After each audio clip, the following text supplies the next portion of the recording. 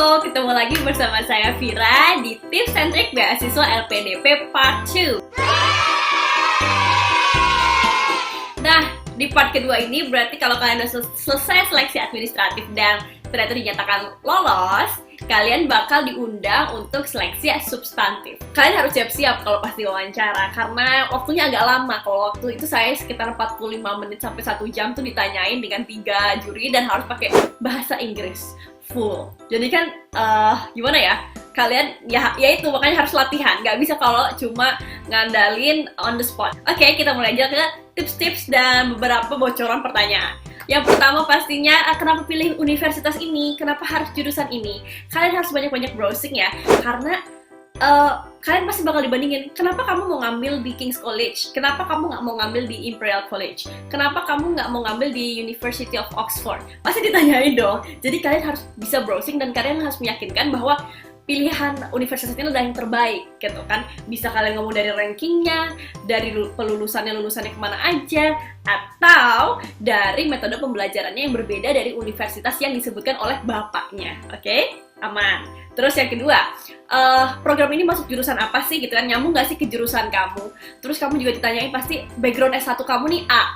Terus kenapa kamu ngambil jurusan yang sekarang B, gitu? Kalau nyambung, kalau kayak ke saya waktu itu lumayan cukup nyambung lah ya, misalnya tetap di economics gitu, atau tetap di business administration, it's okay, aman. Tapi kalau tiba-tiba kamu berubah dari ekonomi, tiba-tiba mau ngambil arsitektur atau desain atau apa, ya semangat, tolong siapkan alasan yang terbaik. Nah, terus udah nyiapin apa aja sih buat untuk program tersebut misalnya?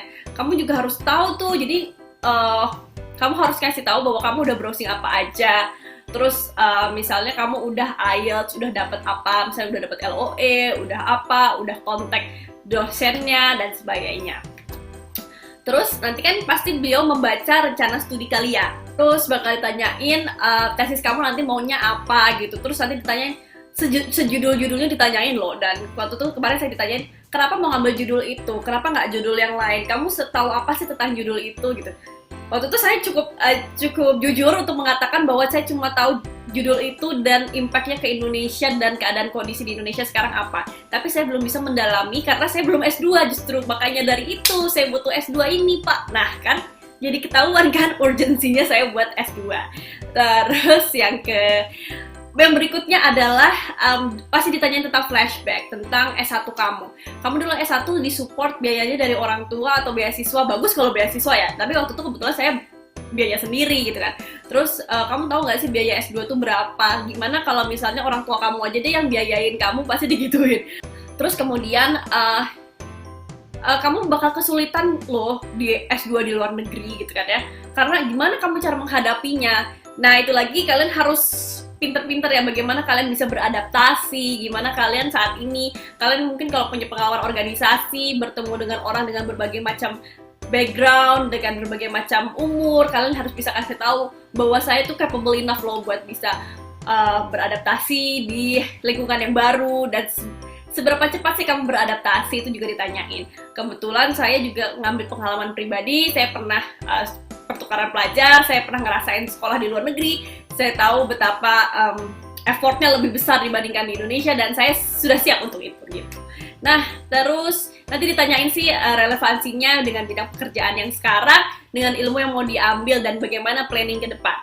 Ini kalau menurut saya, kalian harus satu tema dengan esai-esai kalian. Jadi ini lebih mudah sih, jadi kalian stick to the tema di esai yang waktu kalian kumpulin pas seleksi administrasi itu. Jadi ya memang tujuan kalian kan itu gitu maksudnya. Jadi ya cukup satu lah, bisa lah pasti. Kalau kalian bisa nulis esai, pasti kalian juga bisa ngasih taunya.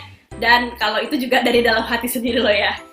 Dan terus waktu kuliah ngapain aja? Kalian anaknya kupu-kupu, kuliah pulang atau kuliah terus hura-hura? Nah, beda-beda ya macam-macam ya. Anyway, kalian juga bisa jelasin dong pastinya kalau punya pengalaman organisasi. Kalau bisa pengalaman organisasinya nggak cuma jadi anggota ya, tapi pernah juga jadi tim, jadi menteri di keluarga mahasiswa misalnya, atau jadi apalah di organisasi-organisasi di kuliah, ataupun kalau pas udah kerja. Jadi menurut saya sih itu perlu kalian bisa kasih tahu. Terus kemudian pasti ditanyain pernah ikut organisasi masyarakat nggak sih? Terus kenapa pengen kuliah? Triggernya apa gitu kan? Wah, itu kalian harus punya alasan yang kuat. Dan menurut saya alasan yang kuat tidak hanya karena saya pengen menuntut ilmu, tapi kalian juga harus kasih tahu kenapa harus sekarang gitu. Apa ada urgensinya? Kenapa harus sekarang? Kenapa nggak tahun depan atau tahun depannya lagi gitu? Apa yang mempengaruhi kalian harus sekolah sekarang? Jadi kalian harus cari alasannya. Terus ditanyain juga loh, kadang-kadang suka pertanyaan iseng kayak misalnya, kamu ke kantor biasanya naik apa gitu? Oh, naik mobil, berarti kamu mampu dong sebenarnya sekolah di luar tanpa biaya dari LPDP. Nah, itu kalian harus pintar-pintar ya mencari alasan apa tuh coba. Terus kemudian nanti ditanyain juga tentang status employment atau status dari kalau kalian nanti mendapat beasiswa LPDP. Yang pertama pasti nanti gimana? Apakah kalian unpaid leave atau kalian nanti bakal resign? Kalau resign nanti susah nggak prosesnya? Kalau bisa planning kalian itu jelas dari semenjak nanti lulus 3 tahun, 5 tahun, 10 tahun, 15 tahun, pokoknya dilengkapin aja. Nah, lanjut lagi. Kita ke daftar pertanyaan wawancara psikolog. Ini menurut saya menguras emosi. Jadi kalian, banyak beberapa teman saya yang menangis, on the spot menangis. Nah, kalian harus pintar-pintar mengendalikan emosi, dan saya juga waktu itu sempat agak mau nangis gitu kan ya. Salah satu pertanyaan yang bikin saya mau nangis adalah waktu itu ditanyain, kamu pernah nggak sih, kamu pernah merasa sedih nggak sih tentang apa gitu kan? Ya itu jadi bikin sedih lagi dong ya gitu kan ya. Terus ada lagi, saya harus nyeritain background keluarga saya apa gitu kan ya. Terus kamu tahu nggak sih SWOT atau SWOT tuh strength, threat, weakness, opportunities kamu tuh apa? Terus kamu yakin nggak sih kamu bisa lulus? Terus apakah pernah daftar beasiswa lain? Gimana kalau kamu tiba-tiba dapat beasiswa misalnya Chevening dengan LPDP dengan beasiswa lain, kamu akan pilih yang mana gitu kan? Terus kontribusi setelah lulus nanti apa gitu tuh juga kan udah ada di essay nih, jadi kalian tinggal ceritain aja sih sebenarnya.